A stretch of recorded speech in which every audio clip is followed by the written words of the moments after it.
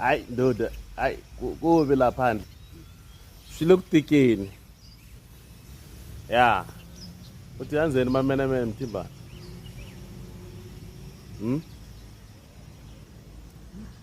amamenemene iRenamo, amamenemene iZanu, ZANU PF, and then hayi enza ukuzima amamenemene hayi enzi yazama phela sinikeze 370 yamahala eyazi ukuthi bafuna ukudlula i-ANC abanikeza abantu emdeni wa-370 nalowo abantu abadala womagogo.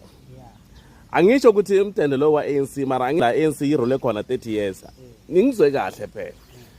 So baphinde bayenza njani eMozambique yenza imdende lapho, eZimbabwe nenza imdende, eMalawi nenza imdende yonke indawo.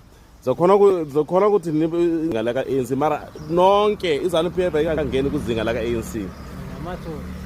Ningabotsotsi nina iZANU PF niyigebengu umgulukudu kwaba neRenamo umgulukudu nonke nimgulukudu anikakafiki kuzinga la-ANC. ANC noma bangadla imali kunankinga basigaye imdende.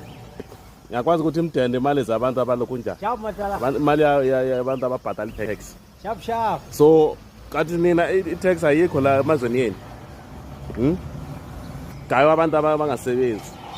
Ubona i-ANC emabhoza la bagaya abantu abangasebenzi, uvuka ulele bagaya 370 thola umpuphu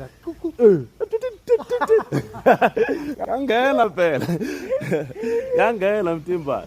So Renamo nikata abantu mdende kwalana ZANU ndarama ne ya so nizokhoba niziya kule ANC nisashota nini ya danko 2 minutes.